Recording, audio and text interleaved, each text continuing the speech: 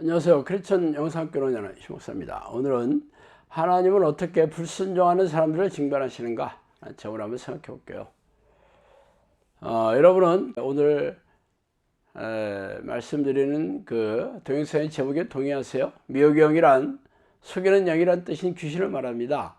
그렇다면 귀신들이 하나님의 충직한 종이라도 된다는 말인가 하면서 어떻게 할지도 몰라요.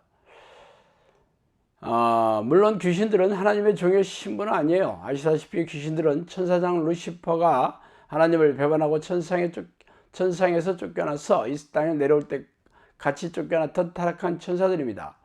그러므로 귀신들이 하나님의 종으로 사용될 수는 없죠. 이들은 이미 지옥의 형벌이 확정되어 있기 때문에 회개가 허락되어 용서되는 일이 불가능하며 집행만을 기다리고 있는 종입니다. 그래서 사탄과 귀신들은 하나님의 백성들이 하나님으로부터 총애를 받는 것을 이를 갈고 억울해하며 저주하고 있으며 싼 방법을 가리지 않고 하나님의 자녀들에게 죄를 짓게 하여 자신들과 같이 지옥불에 들어가고 싶어하죠. 또한 지옥 형벌을 지연시킬 수 있는 유일한 방법은 천국에 들어가는 영혼들을 최대한 방해하여 하나님께서 심판의 날을 계속해서 연계하는 것뿐입니다. 그래서 이 두 가지 이유로 사람들을 집요하게 공격하여 죄를 짓게 하여 영혼과 생명을 사냥하는 중이에요. 이를 잘 알고 계시는 하나님은 이러한 귀신들의 속성을 이용하여 믿음을 테스트하고 계시죠. 그래서 성경에는 죄를 짓는 게 시험에 든다는 뜻과 동일하게 사용되는 이유죠. 시험하다라는 단어는 헬라어로 페이라조인데 하나님이 보실 때는 믿음의 시험이고 귀신들이 볼 때는 죄를 짓게 하는 유혹입니다. 그래서 페이라조라는 단어는 시험과 유혹의 뜻을 동시에 가지고 있어요. 그렇다면 하나님은 미혹영의 속성을 이용해서 불순종하는 백성들을 징벌하시는 도구로 삼고 계시는지 말씀드리고 싶어요. 여호와 영이 사울에게서 떠나고 여호와께서 부리신 악령이 그를 번뇌하게 한지라. 사무엘상 16장 14절이죠. 사울이 이스라엘 초대왕으로 즉위할 때는 하나님께서 이스라엘 백성 중에서 가장 겸손하고 믿음이 좋은 젊은이로 기쁘게 여기셨음입니다. 그러나 그런 왕이 되자 교만에 빠져 하나님의 명령을 불순종하기 시작했죠. 제사장이 드린 제사를 직접 드리기도 했고 전쟁에서 얻은 가축들을 모두 죽이라는 명령도 거역하였고 자신의 사위자 충실한 신하인 다윗을 시기 질투하여 죽이라고 애를 썼죠. 그래서 하나님은 그에게 귀신의 공격을 허락하셔서 정신 분열증과 각박증에 시달리게 하셨습니다. 여러 차례 회개의 기회가 있었음에도 불구하고 회개하고 돌이키지 않자 하나님은 사울에게서 다윗에게 왕위를 옮기시고 사울은 세 아들과 함께 블레셋과의 전투에서 차복한 죽음으로 삶을 불행하게 마쳤죠. 하나님께서 미혹의 영인 귀신들의 공격을 허락하셔서 사울의 불신앙의 죄를 징벌하였음을 알 수 있습니다.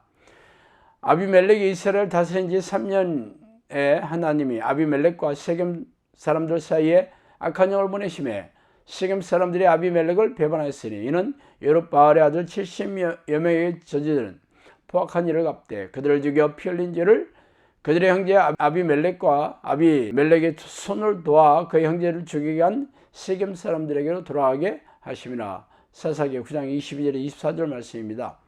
이 사건도 귀신들의 역사에 대해 무지한 교인들의 눈에는 기이할 뿐이죠.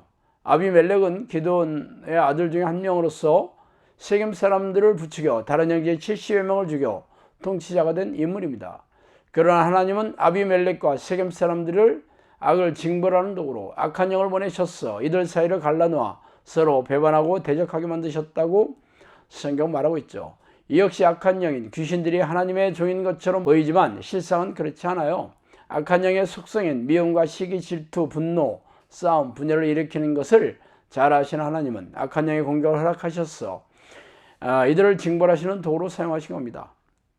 자, 그러므로 성령이 이르신 바와 같이 오늘 너희가 그의 음성을 듣거든 광야에서 시험하던 날에 거역하던 것 같이 너희 마음을 완고하게 하지 말라. 거기서 너희 열조가 나를 시험하여 증험하고 40여 년 동안 나의 행사를 보았느니라. 그러나 내가 이 세대에게 노하여 이르기를 그들이 항상 마음이 미혹되어 내 길을 알지 못하는도다 했고 내가 노하여 맹세한 것 같이 그들은 내 안식에 들어오지 못하리라 했다 하였느니라. 히브리서 3장 7절 11절이죠.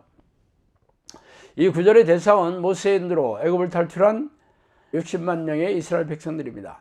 이들은 애굽을 탈출할 때 바로에게 내리시는 놀라운 하나님의 10가지 재앙을 목격하였고 홍해를 가른 것을 체험했고 매일처럼 만나를 먹고 불기둥과 구름기둥으로 인도하시는 하나님을 체험하며 살았습니다. 그럼에도 그들은 툭하며 하나님을 원망하고 불평하며 모세를 향해 대적하고 반항하기 일쑤였어요. 그 이유가 바로 그들의 마음이 항상 미혹되었기 때문이라고 성경은 밝히고 있습니다. 그렇다면 이들이 항상 속고 있었다는 얘기인데 누가 그들을 속였을까요? 바로 미혹영이죠. 하나님은 이스라엘 백성의 믿음을 테스트하기 위해 이 미혹영을 이들을 속이는 것을 허락하셨음 물론입니다. 그 결과 그들은 광야에서 죽어 지옥불에 던져졌죠. 성경은 그들이 안식에 들어가지 못하였다고 밝히고 있습니다. 이처럼 하나님께서 젖과 꿀이 흐르는 가나안 땅에 들어서 행복하게 살게 하시려고 애굽에서 빼내온 백성들조차도 믿음의 테스트에서 낙방이 되어 지옥불에 던졌다는 것은 슬프고 기이한 일이 아닐 수 없어요. 그렇다면 지금 당신이 살고 있는 현대시대에는 미혹영이 없습니까? 귀신들은 하나님과 천사와 마찬가지로 영혼 분멸의 존재입니다. 그러므로 지금도 우리 곁에 우글우글하게 살고 있음이 틀림없겠죠.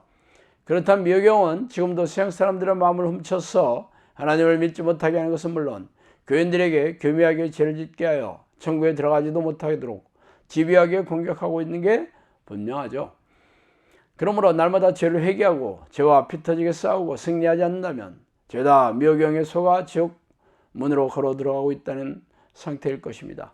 그러나 자신의 죄를 깨닫지 못하고 교회 마당을 밟고 있는 종교주의자에 불과한 교인들이 대부분이잖아요. 그 증거가 쉬지 않고 기도할 생각이 없으며 하나님의 뜻에 순종할 생각이 없이 자신의 육체와 마음이 원하는 대로 사는 죄에서 돌이키지 않고 있기 때문이죠. 그래서 건조하고 메마른 영혼과 무능하고 무력한 믿음으로 고단하고 팍팍하게 사는 이유입니다. 자, 오늘은 여기까지 하겠습니다. 감사합니다.